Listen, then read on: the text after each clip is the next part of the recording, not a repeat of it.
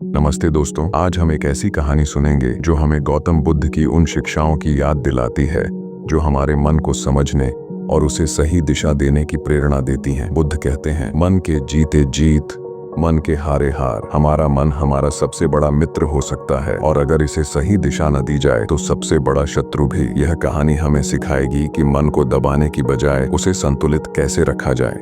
प्राचीन काल में गौतम बुद्ध के आश्रम में कई शिष्य उनके मार्गदर्शन में ध्यान और ज्ञान की साधना करते थे। उनमें से एक शिष्य था जिसका नाम था विशाल। विशाल एक उत्साही और मेहनती शिष्य था जो बुद्ध की शिक्षाओं को गहराई से समझना चाहता था। वह रोज सुबह आश्रम से निकलकर पास के गांव में भिक्षा मांगने जाता था। रास्ते में एक छोटी सी नदी थी जिसके किनारे गांव की कुछ युवतियां पानी भरने आया करती थीं। उनकी हंसी, उनकी चपलता और उनकी सुंदरता ने एक दिन विशाल का ध्यान खींच लिया। पहले तो विशाल ने इसे सामान्य माना। वह सोचता था कि यह तो प्रकृति का हिस्सा है और इसमें गलत क्या है। लेकिन धीरे धीरे वह इन दृश्यों को बार बार याद करने लगा। जब वह आश्रम में ध्यान करने बैठता तो उसका मन उन युवतियों की छवियों में खो जाता। वह भिक्षा मांगने जाता तो उसका ध्यान नदी के किनारे की ओर चला जाता। उसका मन बेचैन रहने लगा। वह न तो ठीक से ध्यान कर पाता, न ही आश्रम के कार्यों में मन लगा पाता। उसका मन बार बार कहता, विशाल, नदी के किनारे चलो, वहाँ की सुंदरता को देखो। विशाल परेशान हो गया। वह सोचता, मैं एक साधक हूँ, मेरे मन में ऐसे विचार क्यों आ रहे हैं? क्या मैं गलत रास्ते पर जा रहा हूँ? उसने कई बार अपने विचारों को दबाने की कोशिश की। वह सोचता, मैं इन विचारों को नहीं आने दूंगा। लेकिन जितना वह उन्हें रोकता उतने ही बल से वे विचार उसके मन में उभरते। वह रात को सो नहीं पाता, दिन में चैन नहीं पाता। आखिरकार वह गौतम बुद्ध के पास गया और अपनी व्यथा सुनाई।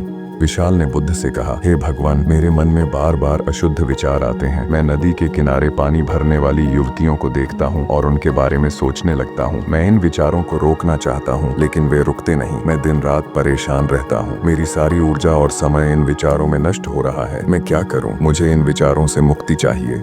बुद्ध ने विशाल की बात ध्यान से सुनी। फिर वे मुस्कुराए और बोले, विशाल, तुम्हारी परेशानी का कारण यह नहीं कि तुम्हारे मन में विचार आ रहे हैं। परेशानी यह है कि तुम इन विचारों को गलत मानकर दबाने की कोशिश कर रहे हो। आओ, मैं तुम्हें एक कहानी सुनाता हूँ जो तुम्हारी इस समस्या का जवाब देगी। बुद्ध ने विशाल को एक नदी के किनारे ले जाकर कहा, विशाल, इस नदी को देखो। इसका पानी निरंतर बहता है। यह पानी आश्रम के बगीचे में जाता है और वहाँ के पौधों को सींचता है। अब बताओ, अगर तुम इस पानी को पूरी तरह रोक दो तो क्या होगा? विशाल ने कहा, भगवान, अगर पानी को रोक दिया जाए तो बगीचे के पौधे सूख जाएंगे, उन्हें पानी नहीं मिलेगा और वे मर जाएंगे।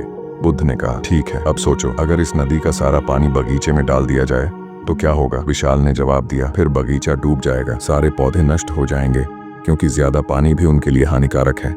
बुद्ध ने मुस्कुराते हुए कहा, बिल्कुल सही। नदी का पानी न तो पूरी तरह रोका जा सकता है, न ही उसे बेकाबू छोड़ा जा सकता है। पानी को सही मात्रा में, सही दिशा में बहने देना ही संतुलन है। तुम्हारा मन भी इस नदी की तरह है। तुम्हारे विचार पानी की तरह हैं। उन्हें पूरी तरह रोकने की कोशिश मत करो क्योंकि वे और बल से उभरेंगे, और न ही उन्हें बेकाबू छोड़ दो क्योंकि वे तुम्हें भटका देंगे। बस उन्हें सही दिशा दो।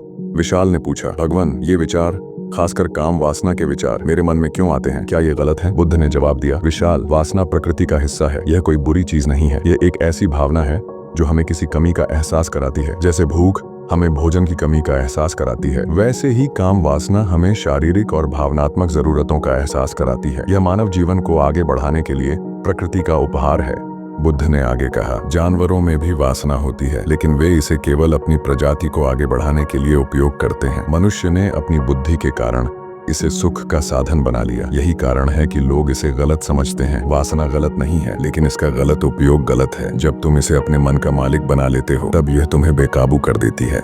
बुद्ध ने विशाल से पूछा, जब तुम नदी के किनारे जाते हो तो क्या तुम अकेले होते हो? विशाल ने जवाब दिया, नहीं भगवान, वहाँ एक गांव का लड़का भी आता है। वह मुझे उन युवतियों की सुंदरता के बारे में बताता है, उनकी हरकतों की तारीफ करता है। मैं उसी के साथ बातें करने लगा और धीरे धीरे मेरा ध्यान भी उसी दिशा में जाने लगा।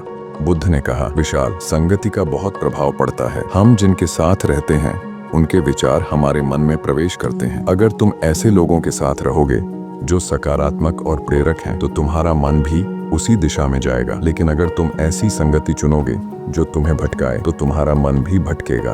बुद्ध ने विशाल को एक उपाय सुझाया। उन्होंने कहा, विशाल, अपने मन को रचनात्मक कार्यों में लगाओ। जब तुम्हारा मन किसी सकारात्मक लक्ष्य में व्यस्त होगा तो इन विचारों के लिए जगह नहीं बचेगी। रोज सुबह ध्यान करो, आश्रम के कार्यों में मन लगाओ, गांव के लोगों की मदद करो। जब तुम दूसरों के लिए कुछ अच्छा करोगे तो तुम्हारा मन शांत होगा विशाल ने बुद्ध की सलाह मानी। उसने रोज सुबह ध्यान शुरू किया। वह आश्रम में बगीचे की देखभाल करने लगा, बच्चों को पढ़ाने लगा और गांव में जरूरतमंदों की मदद करने लगा। धीरे धीरे उसका मन शांत होने लगा। वह अब नदी के किनारे जाता, लेकिन उसका ध्यान युवतियों की सुंदरता पर नहीं बल्कि प्रकृति की शांति पर रहता। वह उनके साथ सामान्य बातचीत करता, पानी मांगता और आशीर्वाद देकर वापस आ जाता। एक दिन विशाल फिर नदी के किनारे गया। वहाँ वही गांव का लड़का उसे मिला जो उसे पहले भटकाने वाली बातें करता था। लड़के ने हंसते हुए कहा, क्या बात है विशाल, आज फिर नदी पर आए हो? अब तो तुम मुझसे भी आगे निकल गए। विशाल ने मुस्कुराकर जवाब दिया, मित्र, मैं अब यहाँ सुंदरता देखने नहीं बल्कि प्रकृति का आनंद लेने आता हूँ। मैंने समझ लिया है कि हमें दूसरों की सुंदरता में खोने की बजाय अपने भीतर की सुंदरता को पहचानना चाहिए। तुम भी इस पेड़ के पीछे छिपने की बजाय अपने जीवन में कुछ सार्थक करो, कोई लक्ष्य चुनो, कुछ बनो। लड़के को विशाल की बातें सुनकर थोड़ा आश्चर्य हुआ, लेकिन उसने सोचना शुरू किया। उसने विशाल से प्रेरणा ली और अपने जीवन में एक नया लक्ष्य बनाया। वह गांव में एक छोटा सा स्कूल शुरू करने की योजना बनाने लगा ताकि बच्चों को पढ़ा सके।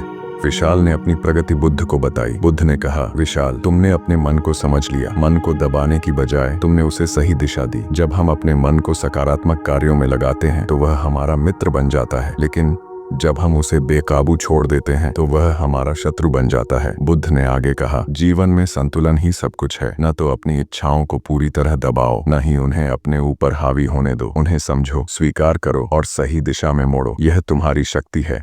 दोस्तों, यह कहानी हमें सिखाती है कि हमारा मन एक नदी की तरह है। इसके विचारों को न तो पूरी तरह रोका जा सकता है, न ही बेकाबू छोड़ा जा सकता है। हमें अपने मन को सही दिशा देनी है। अगर हम सकारात्मक कार्यों में लगे रहें, अच्छी संगति चुनें और अपने लक्ष्य पर ध्यान दें, तो हमारा मन हमारा सबसे बड़ा मित्र बन सकता है। तो आइए हम अपने मन को समझें, उसका संतुलन बनाएं और अपने जीवन को सार्थक बनाएं। इस कहानी को अपने दोस्तों और परिवार के साथ साझा करें ताकि वे भी बुद्ध की इस शिक्षा से प्रेरणा ले सकें।